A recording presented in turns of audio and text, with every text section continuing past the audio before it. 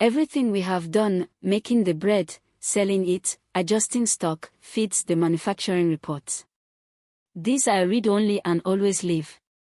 Let us look at the 3 most important ones. First, the production cost report. It loads every completed work order automatically.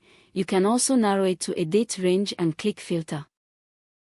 The summary shows the total orders, the quantity produced, the total cost, and the average cost per unit. Below it, every work order is broken down.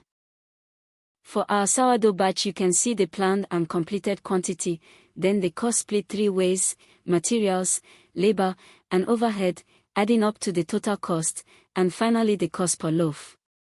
This is the real, costed result of the production run we recorded earlier. Next, inventory valuation, what your stock is worth right now. The summary gives the total number of items, the total quantity on hand, and the total value of everything in your stores.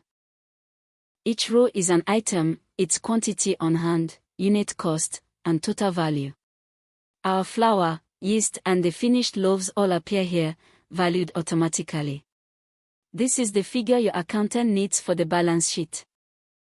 Finally, warehouse stock, the same stock, but grouped by where it physically sits.